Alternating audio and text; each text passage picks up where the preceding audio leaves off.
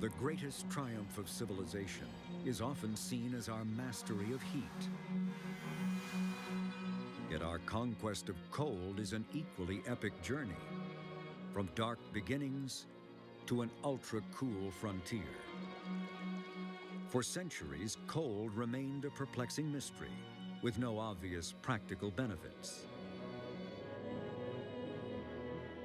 Yet in the last 100 years, cold has transformed the way we live and work. Imagine supermarkets without refrigeration, skyscrapers without air conditioning, hospitals without MRI machines and liquid oxygen. We take for granted the technology of cold, yet it has enabled us to explore outer space and the inner depths of our brain. And as we develop new ultra-cold technology to create quantum computers and high-speed networks, it will change the way we work and interact. How did we harness something once considered too fearsome to even investigate? How have scientists and dreamers over the past 4 centuries plunged lower and lower down the temperature scale to conquer the cold and reach its ultimate limit, a holy grail as elusive as the speed limit of light?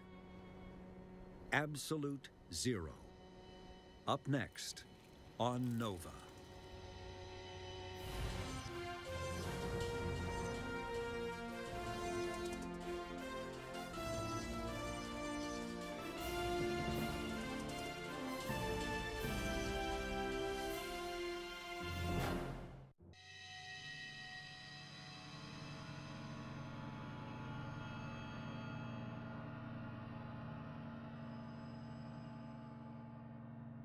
Extreme cold has always held a special place in our imagination. For thousands of years, it seemed like a malevolent force, associated with death and darkness. Cold was an unexplained phenomenon. Was it a substance, a process, or some special state of being? Back in the 17th century, no one knew, but they certainly felt its effects in the freezing London winters. 17th century England was in the middle of what's now called the Little Ice Age. It was fantastically cold by modern standards. You have to imagine a world lit by fire in which most people are cold most of the time. Cold would have felt like a real presence, a kind of positive agent that was affecting how people felt. Back then, people felt at the mercy of cold. This was a time when such natural forces were viewed with awe as acts of God. So anyone attempting to tamper with cold did so at his peril. The first to try was an alchemist, Cornelius Drebbel. On a hot summer's day in 1620, King James I and his entourage arrived to experience an unearthly event. Drebbel, who was also the court magician, had a wager with the king that he could turn summer into winter. He would attempt to chill the air in the largest interior space in the British Isles, the Great Hall of Westminster. Drebbel hoped to shake the king to his core. He had a phenomenally fertile mind. He was an inventor par excellence. His whole world was steeped in a world of alchemy, of perpetual motion machines, of the idea of time, space, planets, moon, sun, gods. He was a fervently religious man. He was a person for whom nature presented a galaxy of possibilities. Dr. Andrew Shidlow, a chemist with a lifelong fascination for Drebbel, enjoys his reincarnation as the great court magician. Like most alchemists, Drebbel kept his method secret. Dr. Shidlow wants to test his ideas on how Drebbel created artificial cold.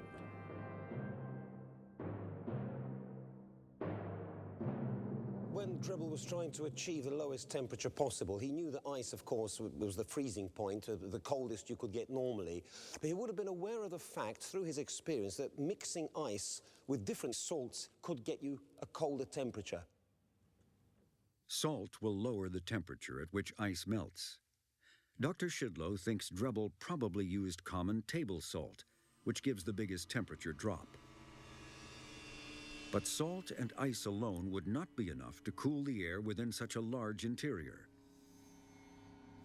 Drebel was famous for designing elaborate contraptions, a passion shared by Dr. Shidlow, who has an idea for the alchemist's machine.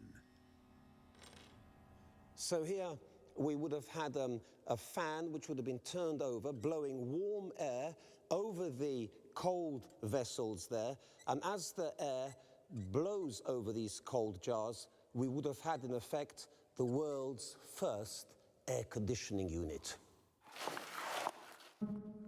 But could this really turn summer into winter? The idea is to stir it in as well as possible in the 5 seconds that you have to do it. Dr. Shidlow stacks the jars of freezing mixture to create cold corridors for the air to pass through.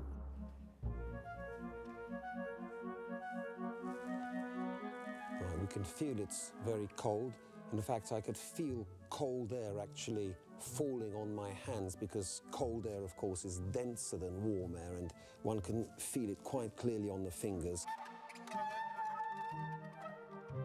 The vital question: would the gust of warm air become cold?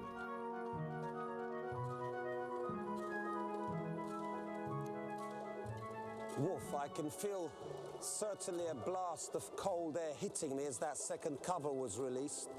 Well, temperature, we're on 14 at the moment. Yes, keep it going. That's definitely the right direction. King James would have been shaken by his encounter with man-made cold. Had Drebel written up his great stunt, he might have gone down in history as the inventor of air conditioning. Yet it would be almost 3 centuries before this idea would actually take off. To advance knowledge and conquer the cold required a very different approach: the scientific method. The fundamental question, what is cold, haunted Robert Boyle nearly 50 years later. The son of the Earl of Cork, a wealthy nobleman, Boyle used his fortune to build an extensive laboratory. Boyle is famous for his experiments on the nature of air, but he also became the first master of cold. Believing it to be an important but neglected subject, he carried out hundreds of experiments. He worked through, very systematically, a series of ideas about what cold is. Does it come from the air? Does it come from the absence of light? Is it that there are strange so-called frigorific, cold-making particles? In Boyle's day, the dominant view was that cold is a primordial substance that bodies take in as they get colder and expel as they warm up. It was this view that Boyle would eventually overturn by a set of carefully devised experiments on water.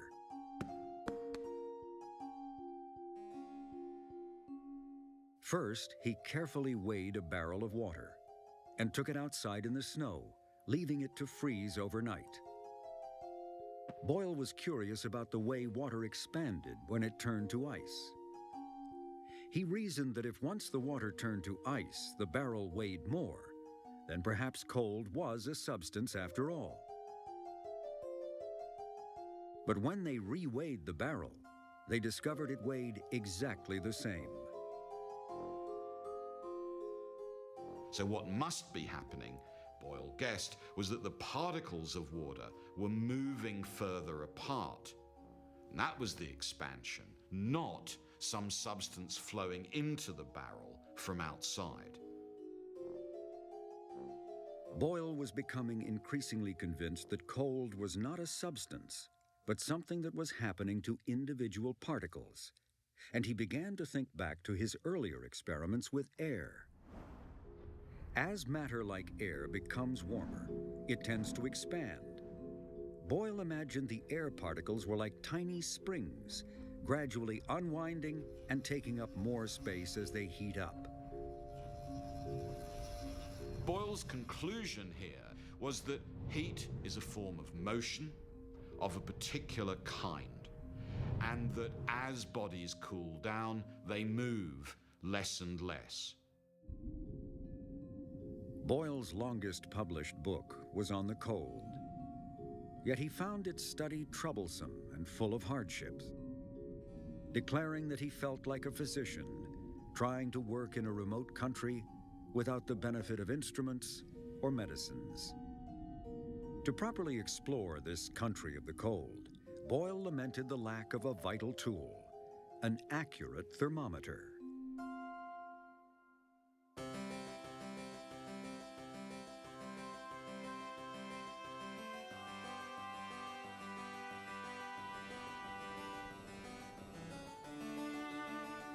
It was not until the mid-17th century that glass blowers in Florence began to produce accurately calibrated thermometers.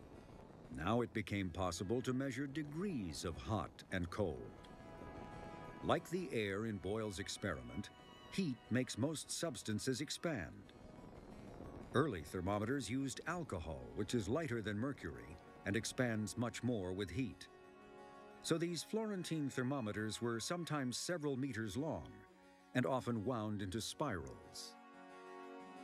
But there was still one major problem with all thermometers: the lack of a universally accepted temperature scale. There are all kinds of different ways of trying to stick numbers to these degrees of hot and cold, and they, on the whole, didn't agree with each other at all. So one guy in Florence makes one kind of thermometer, another guy in London makes a different kind, and they just don't even have the same scale. And so there was a lot of problem in trying to standardize thermometers. The challenge was to find events in nature that always occur at the same temperature and make them fixed points. At the lower end of the scale, that might be ice, just as it begins to melt. At the upper end, it could be wax, heated to its melting point. The first temperature scale to be widely adopted was devised by Gabriel Daniel Fahrenheit, a gifted instrument maker who made thermometers for scientists and physicians across Europe. He had several fixed points.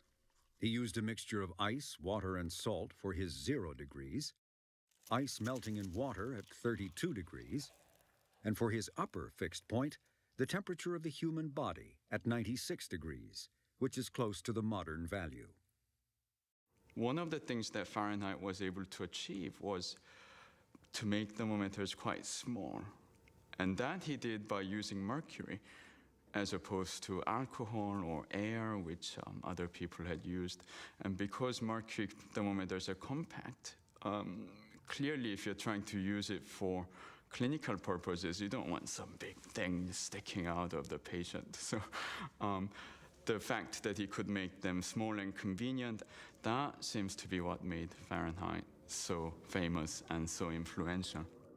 It was a Swedish astronomer, Anders Celsius, who came up with the idea of dividing the scale between 2 fixed points into 100 divisions.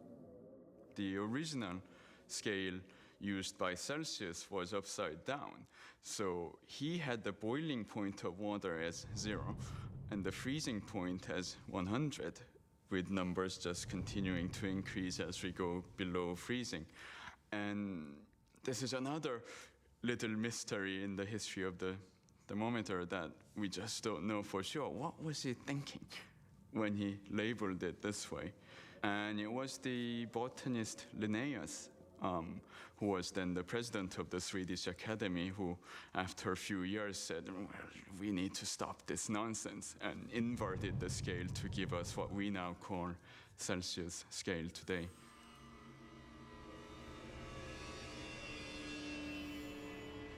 A question nobody thought to ask when devising temperature scales was, how low can you go? Is there an absolute lower limit of temperature? The idea that there might be would become a turning point in the history of cold. The story begins with the French physicist Guillaume Amonton. Its pressure. He was doing experiments, heating and cooling bodies of air to see how they expand and contract. Amonton heated air in a glass bulb by placing it in hot water.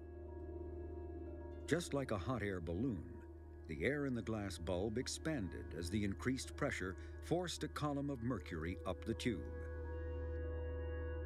Then he tried cooling the air. He was noticing that, well, when you cool a body of air, the pressure would go down. And he speculated, well, what would happen if we just kept cooling it? By plotting this falling temperature against pressure, Amonton saw that as the temperature dropped, so did the pressure. And this gave him an extraordinary idea. Amonton started to consider the possibility, what would happen if you projected this line back until the pressure was zero? And this was the first time in the course of history that people had actually considered the concept of an absolute zero of temperature. Zero pressure, zero temperature. It was quite a revolutionary idea when you think about it, because you wouldn't just think that temperature has a limit of a lower bound or zero, because in the upper end it can go on forever, we think, until it's hotter and hotter and hotter. But somehow maybe there's a 0 point where this all begins. So you could actually give a calculation of where this 0 point would be. Amonton didn't do that calculation himself, but some other people did later on. And when you do it, you get a value that's actually not that far from the modern value of roughly minus 273 centigrade.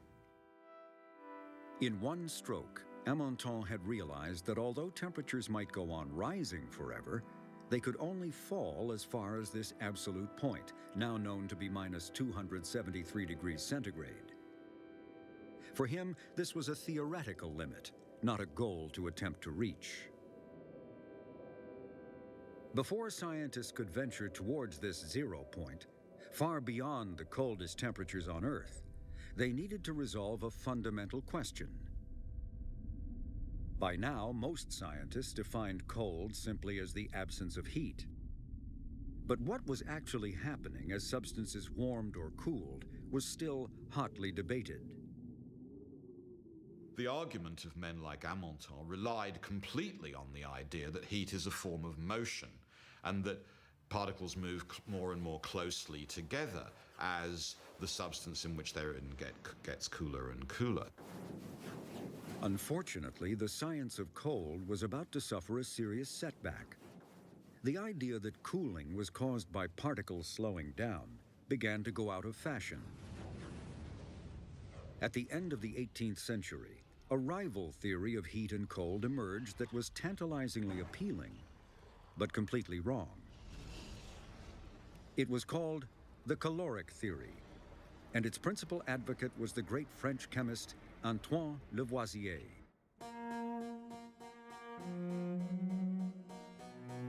Like most scientists of the time, Lavoisier was a rich aristocrat who funded his own research. He and his wife, Madame Lavoisier, who assisted with his experiments, even commissioned the celebrated painter David to paint their portrait.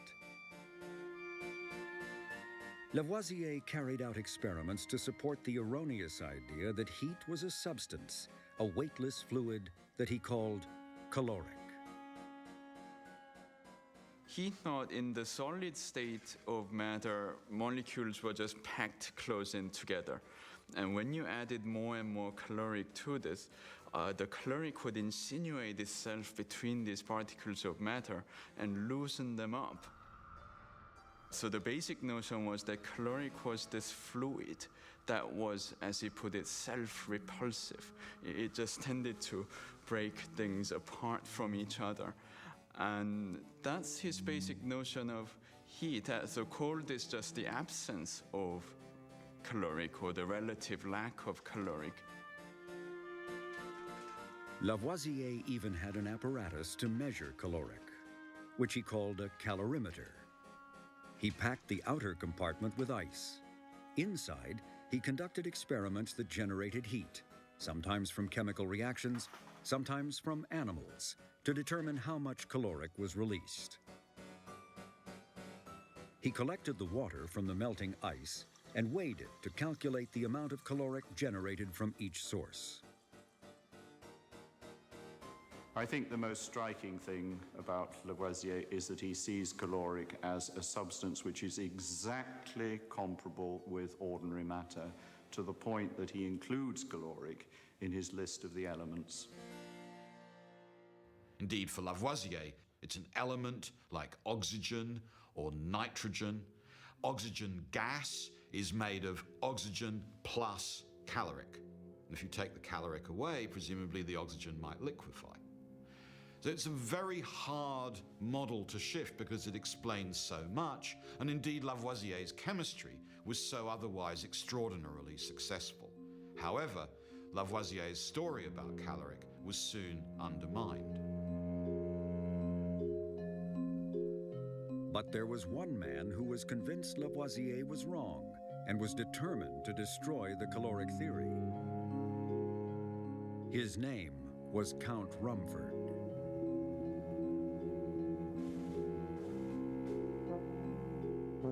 Count Rumford had a colorful past.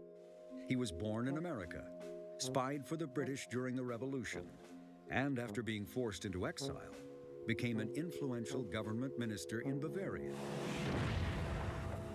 Among his varied responsibilities was the artillery works. And it was here in the 1790s that he began to think about how he might be able to disprove the caloric theory using cannon boring. Rumford had noticed that the friction from boring out a cannon barrel generated a lot of heat. He decided to carry out experiments to measure how much.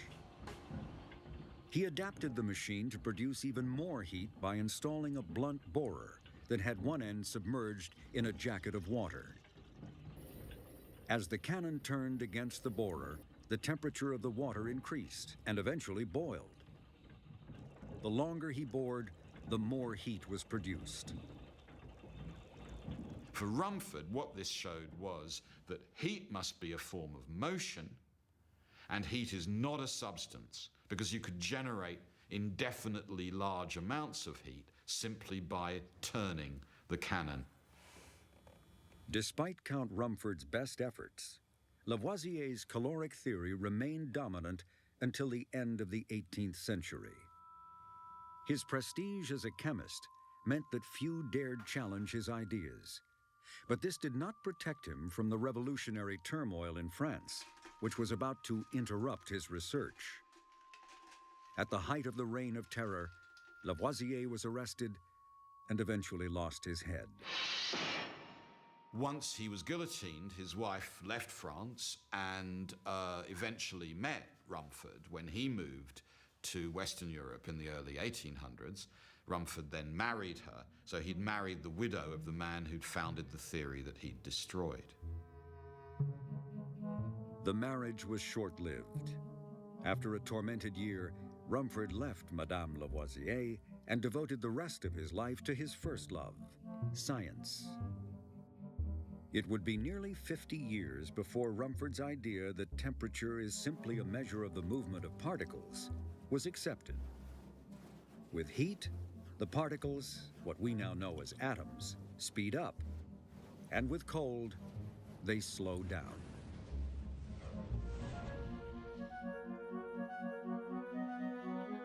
Rumford's dedication to science led him to become a founder of the Royal Institution in London, and it was here that the next major breakthrough in the conquest of cold would occur. Michael Faraday, who later became famous for his work on electricity and magnetism, would take a critical early step in the long descent towards absolute zero when he was asked to investigate the properties of chlorine using crystals of chlorine hydrate. This experiment was potentially explosive, which is perhaps why it was left to Faraday, and perhaps also why Dr. Andrew Shidlow is curious to repeat it today. We are about to undertake an exceedingly dangerous experiment in which Michael Faraday, in 1823, heated this substance here, the hydrate of chlorine, in a sealed tube. Is that sealed? That's sealed, Andrew. That's absolutely brilliant. In the original experiment, Faraday took the sealed tube and heated the end containing the chlorine hydrate in hot water. He put the other end in an ice bath. Soon he noticed yellow chlorine gas being given off. Because a gas is being produced, pressure's building up. Ray, this is where it starts to get dangerous. So if you now take a few steps back. When Faraday did the experiment, a visitor, Dr. Paris, came by to see what he was up to. Paris pointed out some oily matter in the bottom of the tube. Faraday was curious and decided to break open the tube. Right, so let's have a look inside here.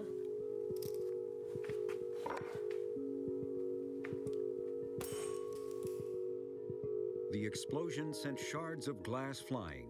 With the sudden release of pressure, the oily liquid vanished.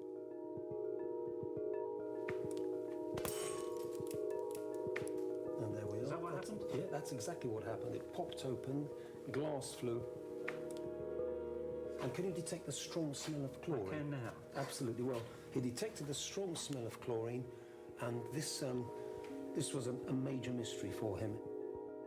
Faraday soon realized the increased pressure inside the sealed tube had caused the gas to liquefy. And when the tube was broken, the oily liquid evaporated. Just as heat must be applied to evaporate water, he saw that energy from the surrounding air had transformed liquid chlorine into a gas. In a brilliant deduction, Faraday realized that by absorbing heat from the air, he had cooled or refrigerated the surroundings. Michael Faraday had produced cold.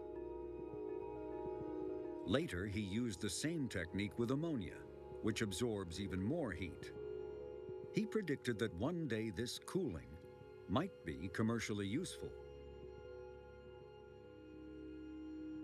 Faraday took no interest in commercial exploitation. But across the Atlantic, a Yankee entrepreneur had a very different philosophy.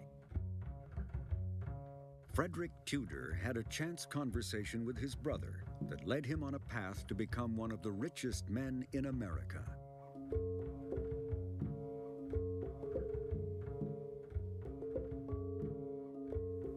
The story goes at the dinner table, they were trying to decide what they had on their father's farm they could make money off of, and certainly there was a lot of rocks, but people weren't going to pay for that. So they came up with the idea of maybe ice, because some areas did not have ice. And it seemed kind of crazy at first, but it paid off. When Tudor began harvesting ice from New England ponds, he soon realized he needed specialized tools to keep up with the huge demand. We had the saws, and the saws were improvement over the old wood saws. They have teeth that are sharpened on both sides and set, so it cuts on both the up and the down stroke. The crew could clear a 3-acre pond easily in a couple of days.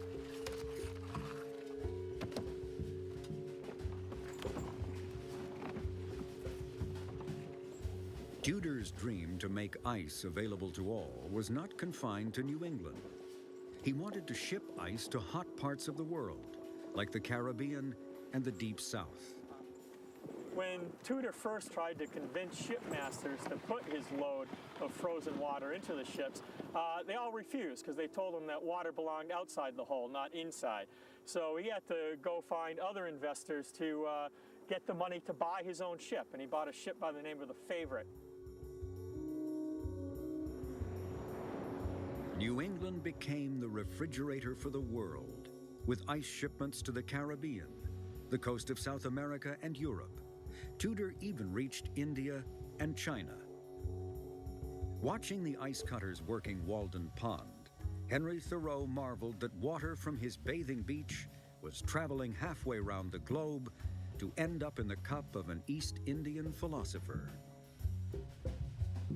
Tudor, who soon became known as the Ice King, began using horses and huge teams of workers to harvest larger and larger lakes as the demand for ice grew. During the latter half of the 19th century, the ice industry eventually employed tens of thousands of people.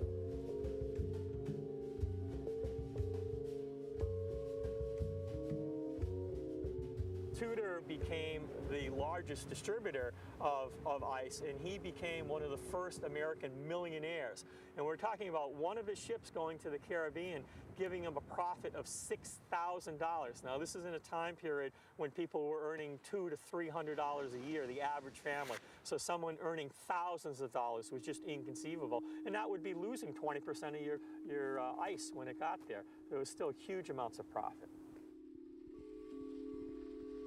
Tudor's success was based on an extraordinary physical property of ice. It takes the same amount of heat to melt a block of ice as it does to heat an equivalent quantity of water to around 80 degrees Celsius.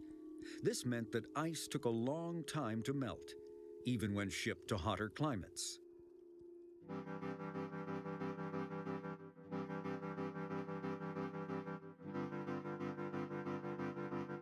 What started out as a small family enterprise turned into a global business.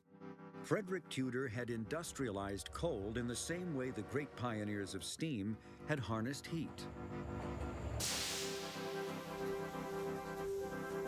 By the 1830s, the Industrial Revolution was in full swing. Yet ironically, it was not until a small group of scientists worked out the underlying principles of how steam engines convert heat into motion that the next step in the conquest of coal could be made. Only after solving this riddle of heat engines could the first cold engines be made to produce artificial refrigeration. How much useful work can you get out of a given amount of heat? By the early 1800s, that had become the single most important economic problem in Europe. To make a profit was to convert heat into motion efficiently, without wasting heat and getting the maximum amount of mechanical effect.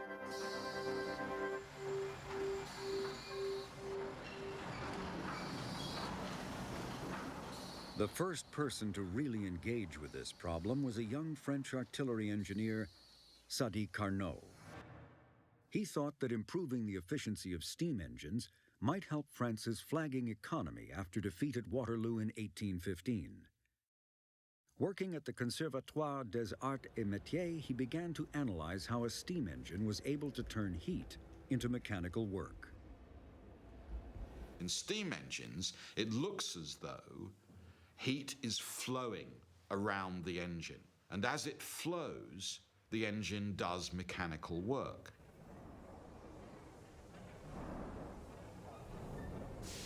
The implication there is that heat is neither consumed nor destroyed. You simply circulate it around and it does work. Carnot likened this flow of heat to the flow of water over a water wheel.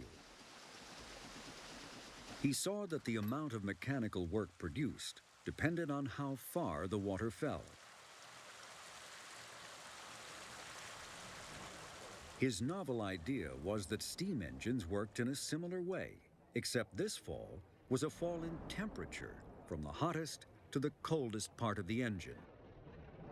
The greater the temperature difference, the more work was produced.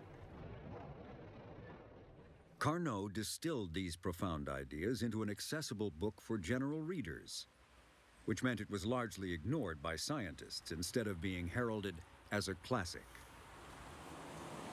Well, this is the book. It's Carnot's only publication, Reflections on the Motive Power of Fire of 1824.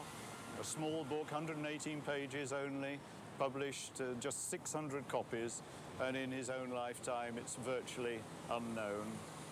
20 years after the publication, William Thomson, the Scottish physicist, is absolutely intent on finding a copy. He's here in Paris, and the accounts we have suggest that he spends a great deal of time visiting bookshops, visiting the bouquinistes on the banks of the Seine, always asking for the book, and the booksellers tell him they've never even heard of it.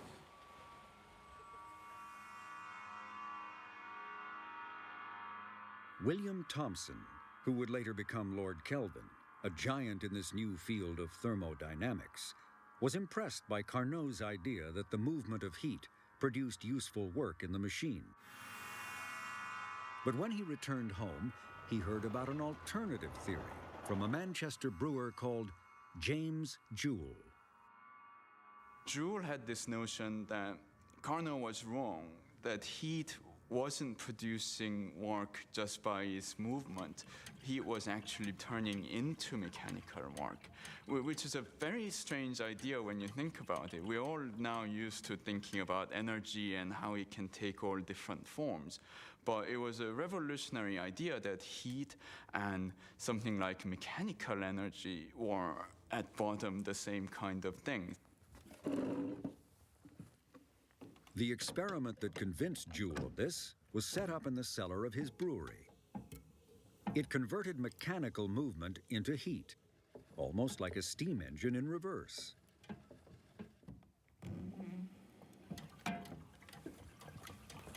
He used falling weights to drive paddles around the drum of water. The friction from this process generated a minute amount of heat. Only brewers had thermometers accurate enough to register this tiny temperature increase caused by a measured amount of mechanical work.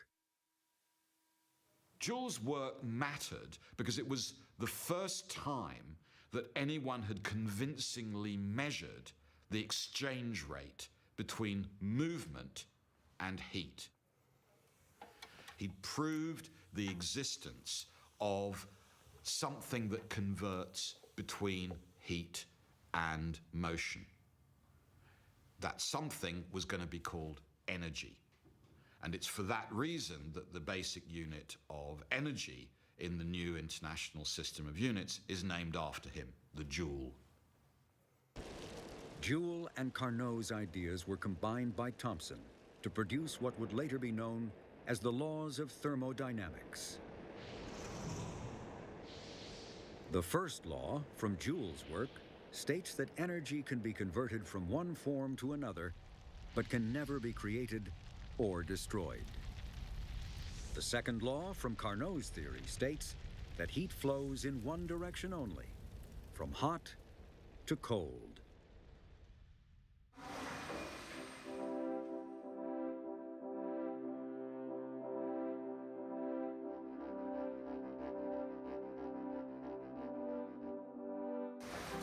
In the second half of the 19th century, this new understanding paved the way for steam power to artificially produce ice.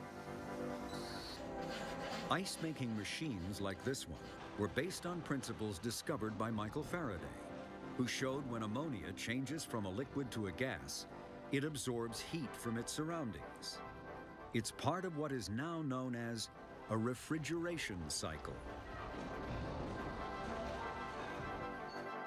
In the first stage of this cycle, gigantic pistons compress ammonia gas into a hot liquid.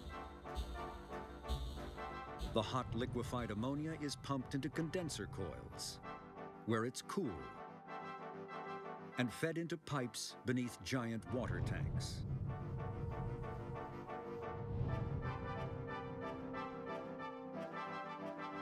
Then the pressure is released, and the liquid ammonia evaporates, absorbing heat from the surrounding water. Gradually, the tanks of water become blocks of ice.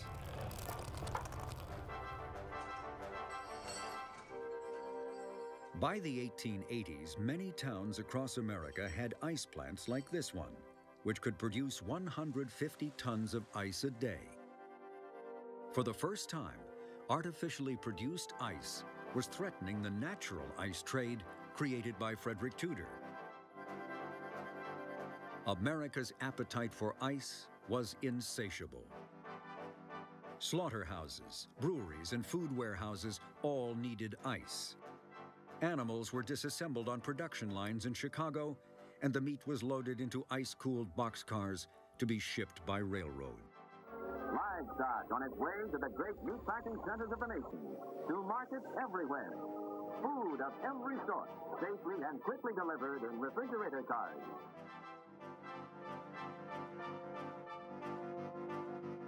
As fruit and vegetables became available out of season, urban diets improved, making city dwellers the best-fed people in the world. And to keep everything fresh at home, the Iceman made his weekly delivery to recharge the refrigerator. Refrigeration makes a tremendous difference in people's lives. First of all, in the diet, what is possible for them to eat. They can go to the store once a week. They don't have to go every day. They can obtain at that store foods that are from almost anywhere in the world that have been transported and kept cool, and then they can keep them in their own home. Eventually, the Iceman disappeared as more and more households bought electric refrigerators. These used the same basic principles as the old ice-making machines. Liquid ammonia circulating in pipes evaporates, draining the heat away from the food inside. Compressed by an electric pump, the gas is condensed back into liquid ammonia, and the cycle begins again. The electric power companies loved refrigerators because they ran all day and all night. They may not have used that much power for each hour, but they continued to use that. So one of the ways that they sold rural electrification was the possibility of having your own refrigerator. In the early days, the freezer was used to freeze water, nothing else. Freezing was seen as having the same damaging effects as frost.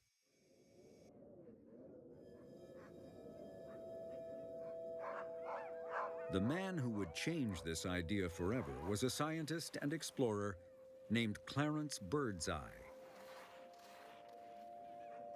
In 1912, Birdseye set off on an expedition to Labrador, and the temperature dropped to 40 degrees below freezing.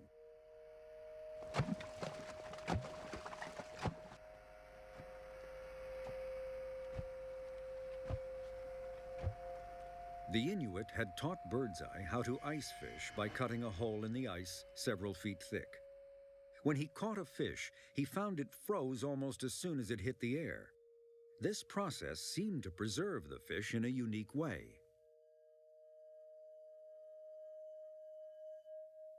When you went to cook this fish, it tasted just as good as it's fresh. And he couldn't figure that out because when he froze fish at home, they would taste terrible. So when he got back home, he finally tried to figure out what was the difference between this quick freezing and the usual freezing.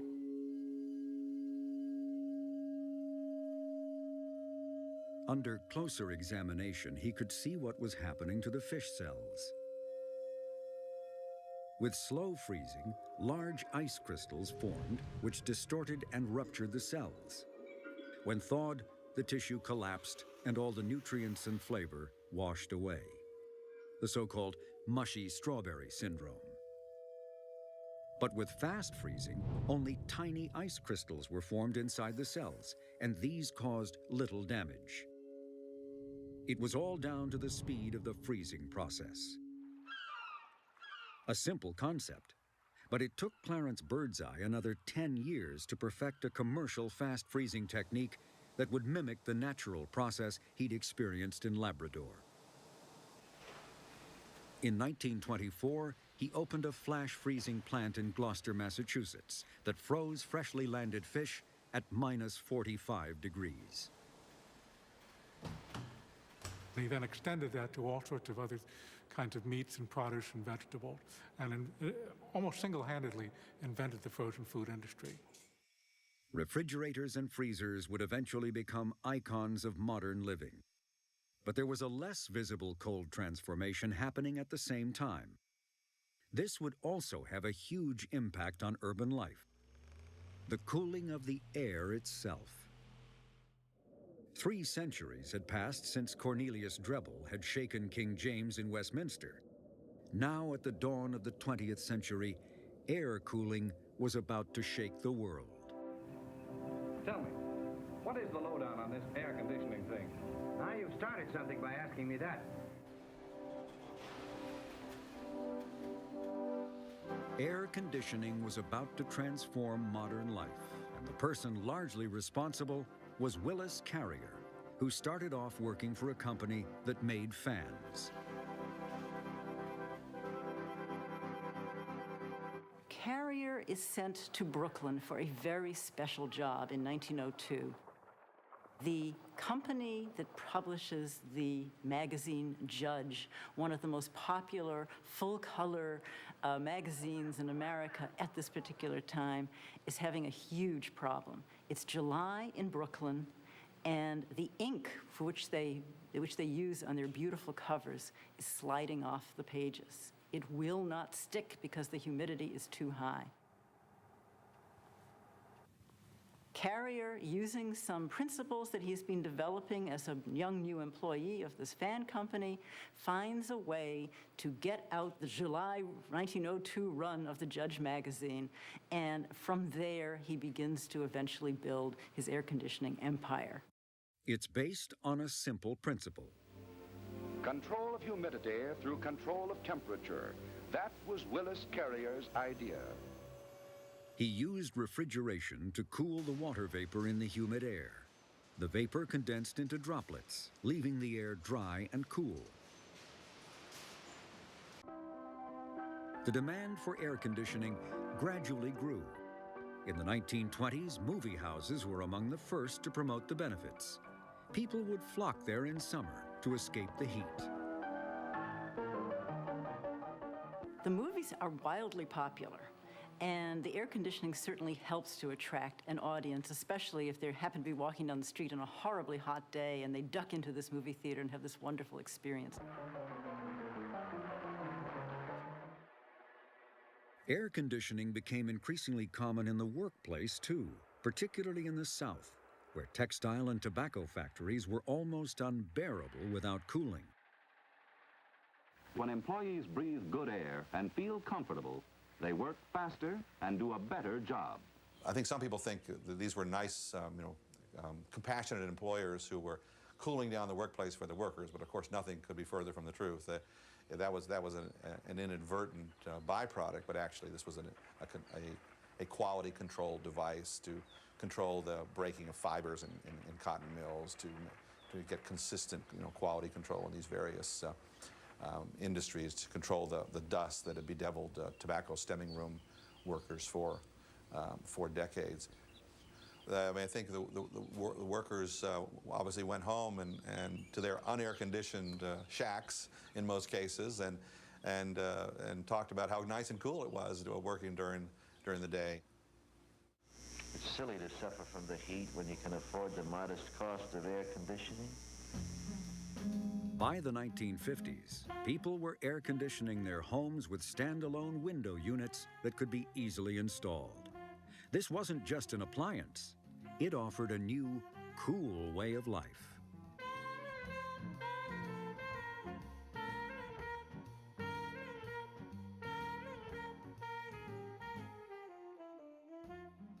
Walking down a typical southern street prior to the air conditioning revolution, you would have seen families, individuals outside. They would have been on their porches, on each other's porches. There was a visiting tradition, a real sense of community. Well, I think all that changes with air conditioning. You walk down that same street, and basically what you'll hear are not the voices of people talking on the porch, you'll hear the whir of the compressors. Guess what we've got? An RCA room air conditioner. I'm a woman, and I know how much pure air means to Mother in keeping our rooms clean and free from dust and dirt.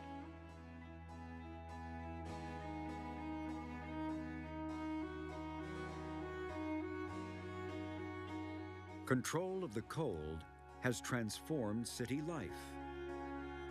Refrigeration helped cities expand outwards by enabling large numbers of people to live at great distances from their source of food.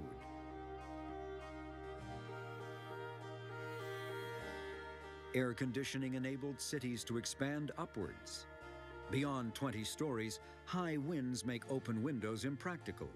But with air conditioning, 100-story skyscrapers were possible.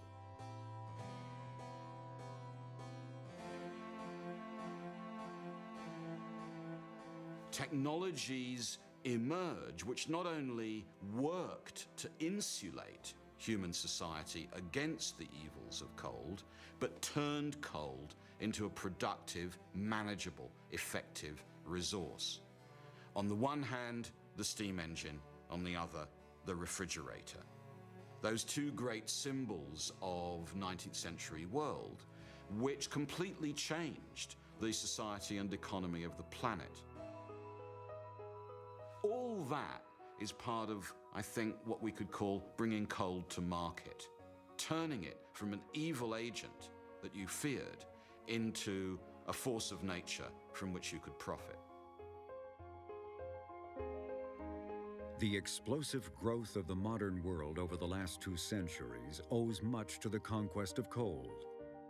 But this was only the beginning of the journey down the temperature scale. Going lower would be even harder, but would produce greater wonders that promise extraordinary innovations for the future. With rival scientists racing toward the final frontier, the pace quickens and the molecular dance slows as they approach the holy grail of cold, absolute zero.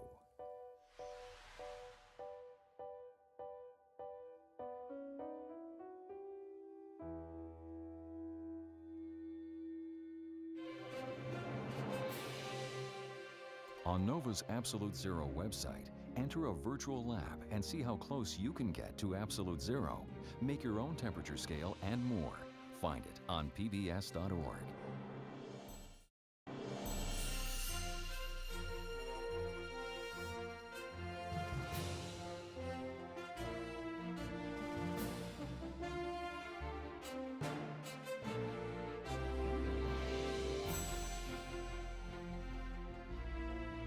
To order this NOVA program for $24.95 plus shipping and handling, call WGBH Boston Video at 1-800-255-9424.